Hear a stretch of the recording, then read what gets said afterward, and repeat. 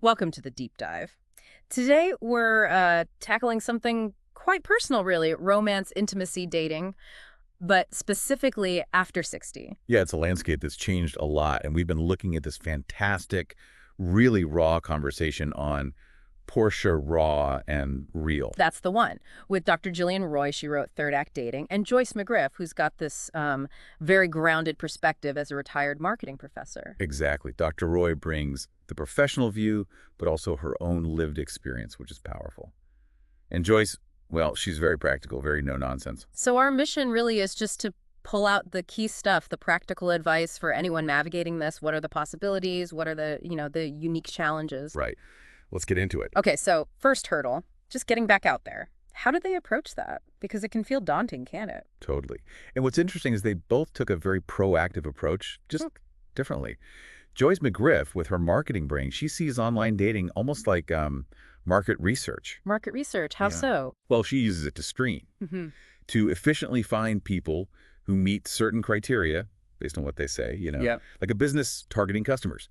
It narrows the field. Ah, okay. So less time wasted. Precisely. And then she pushes for those meet and greets, quick in-person meetings. Right, I remember that, just to see if there's anything there, any sort of vibe before getting too invested. Exactly. Test the waters first. It's pragmatic, real-world interaction early on. Don't get hung up on just a profile. Makes sense. And Dr. Roy, her path was different, wasn't it, after losing her partner? Yeah, she went through that grieving process for Paul and then found herself ready to date again. And she did find a new serious relationship. That whole journey is what led to her book. Wow. So it really shows, doesn't it, that finding connection is possible even after big life changes or maybe bad experiences in the past? Definitely. There are ways to approach it. Which leads us to the next big thing, mindset. Ah, yes, the attitude you bring to it. This seemed huge for both of them. It really is. They both talked about, well, the baggage we carry. If you've got unresolved hurt, negativity, it just poisons the well. Joyce was very blunt about needing to release the hurt. Like, you can't move forward otherwise. You really can't. It clouds your judgment, makes you defensive, maybe. She also just fundamentally believes people want companionship, so you should approach it openly, optimistically. And Dr. Roy brought up self-reflection, too, looking back, but constructively. Yeah, understanding why past relationships went the way they did. What was your part? What could you learn? It's not about blame, it's about growth. That question she posed, would you date you? Oof, that's a Yeah, tough one. it is. But so valuable. Forces some real honesty. And it connects to knowing when to walk away, right? Oh, yeah. Recognizing red flags early. Don't keep investing if it's clearly not working. Exactly. Cut your losses gracefully. Don't get bogged down. There are other fish in the sea, as they say. Okay, so mindset sorted. What about the practicalities? Like intimacy and health, that seemed like a tricky area. Oh, definitely. And they pointed out, older generations just didn't talk about this stuff. STIs, sexual health. It wasn't dinner table conversation. But Dr. Roy highlighted that STI rates are actually increasing among older adults. So it's a conversation you really need to have. How do you even start? It feels awkward. Timing is everything. Both agreed. Definitely not the first date. Oh, okay, good. Phew. Yeah, that first meeting is just about, like, basic compatibility. Is this person interesting? Can we talk? But later, when things might get physical, Then you have to bring it up. you do. And they suggested being direct but calm. Something like, look, I've been recently tested, have you?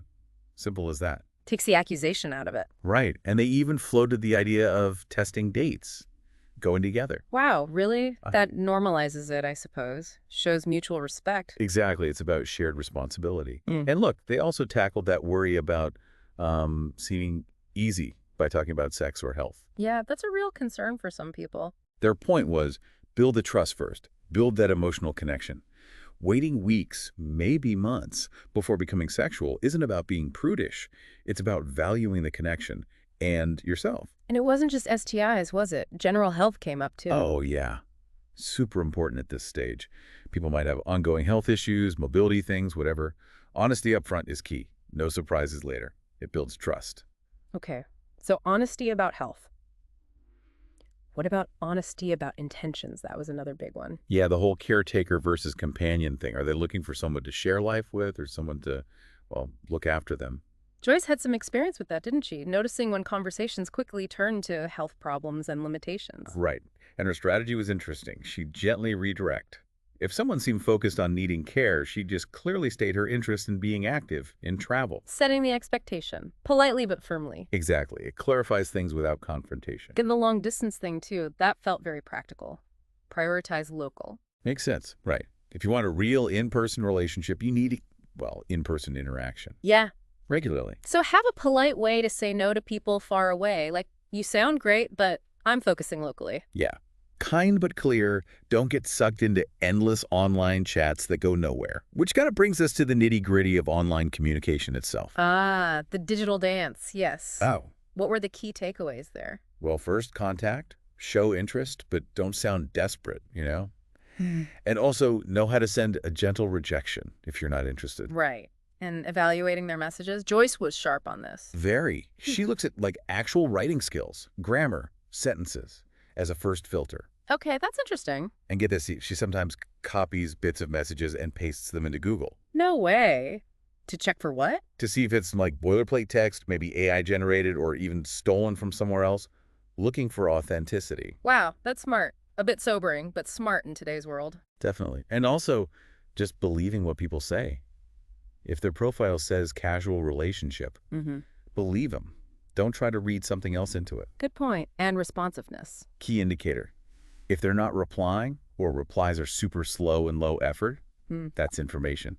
No response is a response sometimes. Know when to just move on.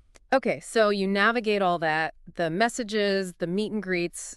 What does finding an actual relationship look like then? Is it just luck? Well, Dr. Roy's experience suggests it's often trial and error. You might go on several dates with different people. Not all click. That's okay. It's part of the process. Totally. Yeah. And keeping an open mind seems crucial. Maybe the person doesn't tick every single box on your ideal partner list, but if the communication is good, the connection feels right. Prioritize that. Yeah, don't get stuck on superficial stuff. Right. And there's that balance, isn't there? Chatting with a few people initially, maybe, but not getting overly invested or fantasizing too much about one person too soon. Protect your heart a bit. Until something feels really promising, like Dr. Roy finding someone who shared her love for travel.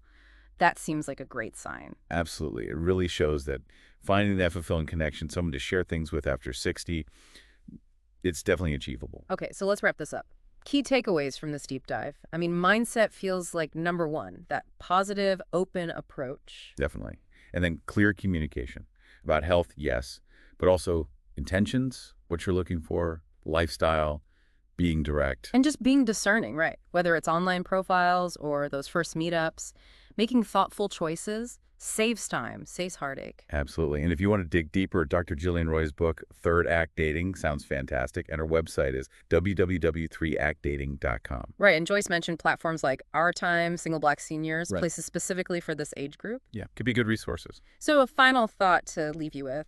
Maybe think about how society's ideas about aging and relationships might be, holding you back without you realizing it. Interesting point. Challenging those norms might just open up possibilities you hadn't even considered. Definitely some food for thought there. Thanks for exploring this with us today on The Deep Dive.